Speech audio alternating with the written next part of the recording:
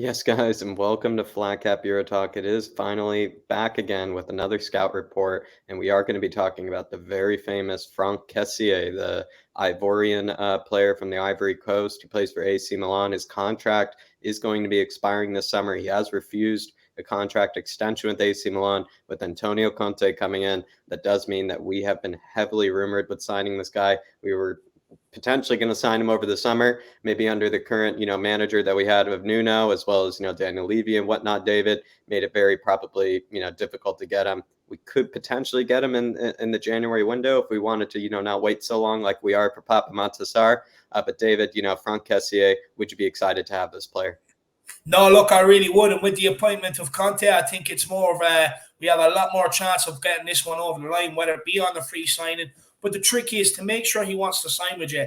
So then you can maybe go to AC Milan then and get him at a reasonable price in January. This guy would really help the midfield. I've seen him play. He is an engine. This guy is an engine. He's brilliant. I love his energy. We watched him in the watch along Liverpool versus AC Milan. Yes, we did, Dave. We did, absolutely. And honestly, I think even going back to last season in the Europa League, where AC Milan, I thought were robbed of, defeating Man United. I didn't even think Man United should have made it to the final. I thought it should have been AC Milan, if you ask me. And I think he was robbed of a brilliant goal that he scored against the Red Devils. So without further ado, though, let's crack into the background here quickly. From Oraggio or Oraggio, Ivory Coast. Apologies for butchering that. He's about 24 years old. He's turning 25 in December. His current club is AC Milan. He can play a center mid as well as the center defensive mid, be that holding midfielder or be that tempo setter at the center mid. His height is around 6 feet, 1.83 meters. His market value, according to Transfermarkt, right now is £49.5 million. But like I said, his contract is due to expire in June. Basically, he has refused a contract extension. I'm thinking if we didn't want to wait that long, probably could get him around the £25 million mark, just flat fee, get it cut in half. And then they probably might accept it because they probably don't want to see him go on a free maybe at the end of the day, AC Milan. So whatever bid that comes in that's maybe somewhat acceptable for them, they probably take it. So I would say 25 million pounds probably could take it. His attributes include he's a very good presser. Like David said, he's a good engine, has a lot of strength on the ball. And that kind of combines with his ball carrying ability, which I think is actually quite underrated. The stats don't really show that he's, a great ball carrier, but I think, the seeing eye test certainly does. He's a great tempo setter as well. Has great passing ability, just great passing range. Just you can even tell by the short socks as well and the small shin pads. The guy's just a baller. Penalty taker as well. I think we got plenty of penalty takers in this side, but maybe, good in case, Harry Kane isn't playing. We could have someone else that, does excel in the penalties, switches play quite well. And also he can pop in with a goal every now and again, which I think is a great attribute of his. Going into the stats, he's had 1.57. This is all from last season, by the way. Averaged around 1.57 players dribble past per 90, put him in the 79th percentile. I think that's, for Serie A, there are a lot of ballers out there in terms of, being able to skill past their man. So it doesn't rank the highest, but I think that's still quite impressive for, a per 90 ratio over an entire season. His touches in the attacking penalty area, this is where I think it connects to him popping in with a goal, 2.71 per 90, 87th percentile there compared to all center mids in Serie A from last season. Averages around 2.09 blocks per 90 as well in the 86th percentile. His pass completion percentage finished out at 88.9%, around 90th percentile. So he's getting almost close to like, Xavi Iniesta numbers in terms of, total pass completion percentage, especially since he is one of the main passers in his side.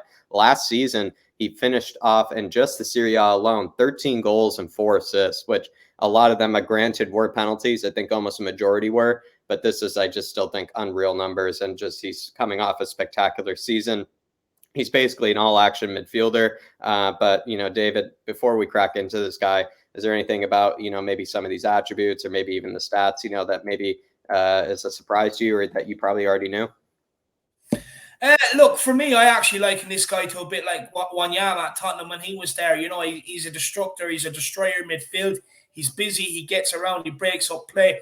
But look, once he breaks up play, he knows how to pass the ball. He knows how to get his team going forward. And also, if the pass isn't on, he has the power and the strength to be able to beat a man and drive the team up the field as well. So I do think he's very good. I didn't know he scored 13 goals and 4 assists last year. Look, even if they are penalties, a goal is a goal. It doesn't matter.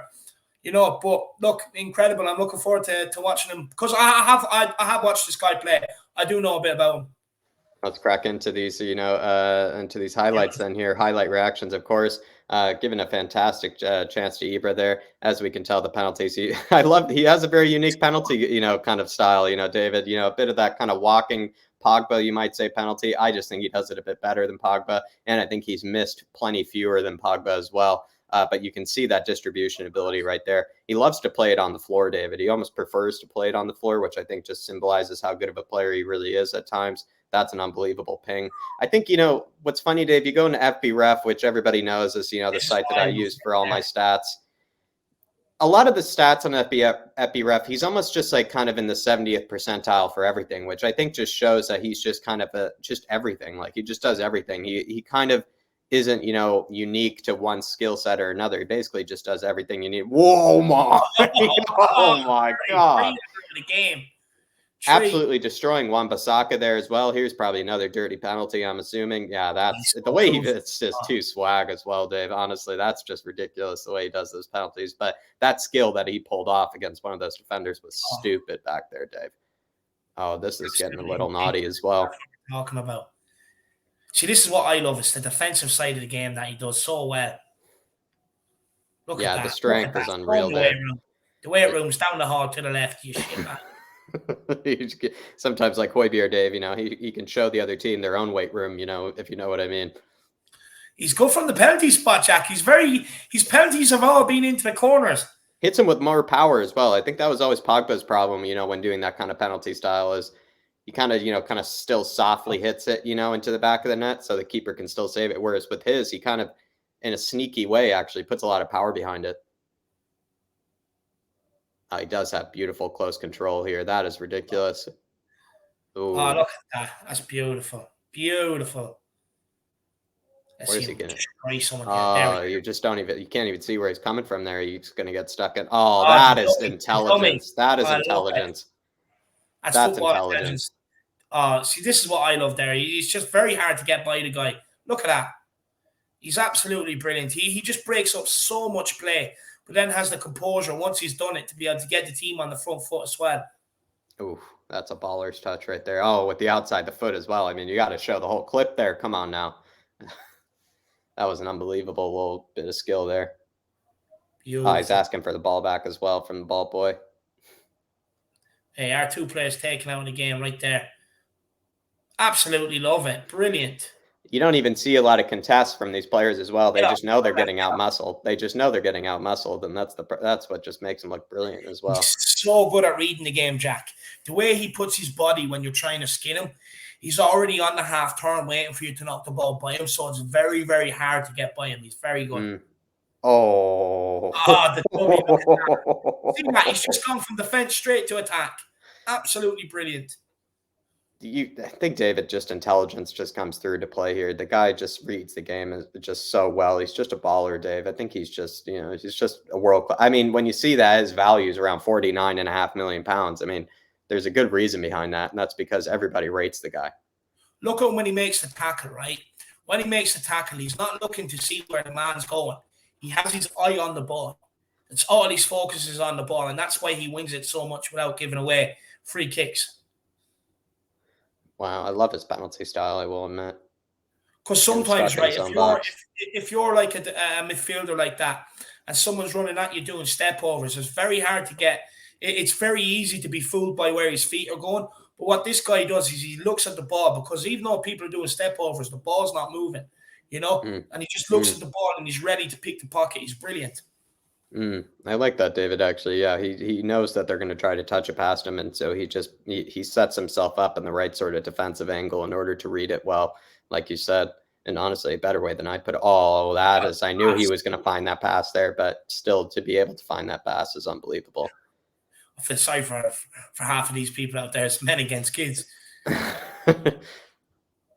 Look at that, the composure, just be able to get the pass off. It'd be nice to have someone else, in the squad as well, Dave, rocking the short socks, the short shin pads that, isn't Stevie B, I will admit.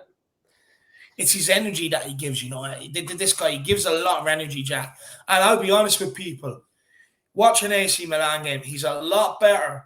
He is a lot better when you watch him in a game than what highlight reels do this guy justice. I'll be honest with you. Not in the highlight reels, but watch him in the game, he looks even better.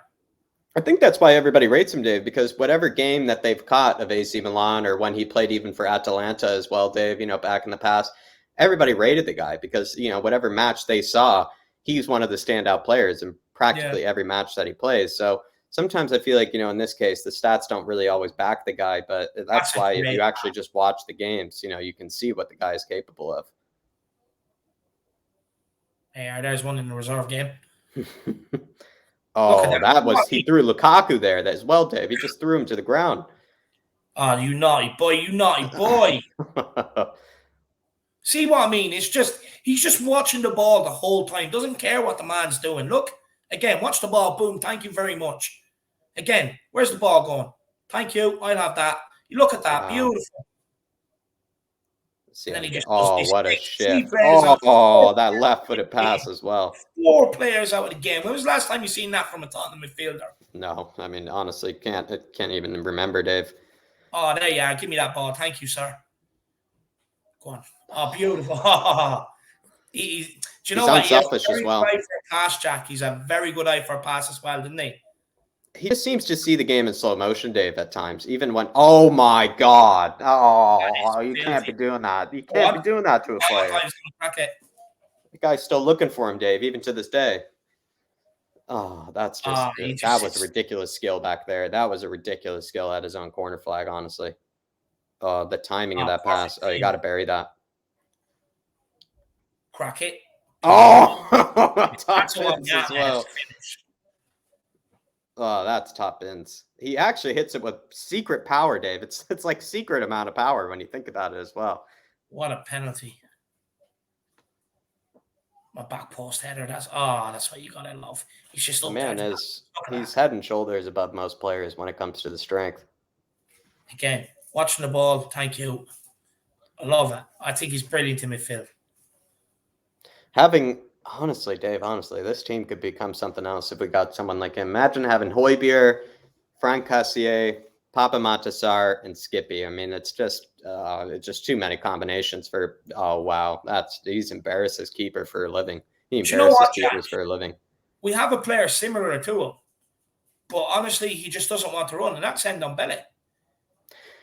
Maybe I just feel like with Ndombele, it's just more him being kind of the skills. I think Ndombele is just almost like he's like a number 10 kind of Neymar kind of player, where I mean, he just doesn't want to run. He just wants to beat his man and just create something out of nothing, where this guy's just all action midfielder. This guy's all action midfielder, though. I think it's being disrespectful to Franck Kessié, Dave, by saying that, if you know what I mean. No, but I don't mean it in a bad way. What I'm saying is like Ndombele possesses similar traits as this guy, right? But this guy wants to work harder. Right. You know what I mean? That's why he's probably playing in a deeper role in midfield, is because he has the work rate. But going forward, he offers the same as Ndombele. Ndombele can make them passes. Ndombele can shoot. You know what I mean? The only thing you're getting with it, the thing you're getting with Kessie, is you're getting that work rate, that extra work rate in midfield. Someone that can win the ball back, because he has the same strength as Ndombele. He can beat players like Ndombele, but he works harder than Ndombele, and that's why this kid will go further than what Ndombele will. Maybe you're right. I think he's just more unselfish, Dave. That's all it is. He's willing to make that work rate, and that's where I think it comes from. From the penalty spot, man. He's ice cold from the penalty spot. It kind of reminds you of the Balotelli, actually. Now that I'm trying to remember, who does he take penalties like? It's like when Balotelli used to take penalties like that. Balotelli would take penalties like this. And Balotelli was lethal from the penalty spot. Yeah, that's just clinical every time. Even when he doesn't finish at top ends. These are my favorite. Those are my favorite ones. He loves to go down the middle sort of with these as well. It's honestly brilliant. Jesus Christ. Oh, wow. He's just bullying that guy on the ball there. But there you are, everybody. Oh, what a strike. There you are, everybody. That's what it is right there. Franck Kessié. I will put the link to that video if you want to see that highlight reaction, or just those highlights by yourself, on your own time, maybe with a bit of coffee, maybe with a bit of something else on your own. It will be in the link down in the description below. But David, we might get him this January, might get him in the summer. Would you take him? 100%. Ndombele's replacement for me. I'd 100% take him. He'd fit beautifully into Conte's system, because if Ndombele wants to fit in, he'll have to play in the midfield 3. Whether he has the energy to do that, I don't think so. I think you get rid of Ndombele and then you bring in Kessie or Kessié, whatever you want to pronounce him, on a free transfer and get him in. I think absolutely brilliant business. I think, you're solving the problem there easy. I think maybe you're right in that we kind of bought Gio/Tanguy to do basically what this guy does, I would say. And so in this case, we know that the guy offers the strength, he offers the physicality, the robustness, the industrial kind of ability. And that's what I think we bought Tanguy and Gio for, and they haven't come through in that regard. So everybody, I would say if we were to get him in January, I think the 25 million pound mark is a fair price. He is valued much higher than that. But again, if they want to make any money, it's going to have to be in the January window. And apart from that, then we could sign him for free in the summer. But that will be all for now. It is Flat Cap Euro Talk here with another scout report. We'll be coming up with a few more this week, as well as just returning back with so much content. Sorry for missing out last week, everybody. It was a hectic week. It's been hectic, on both channels, and we'll be back with more than ever. But David and I will be seeing you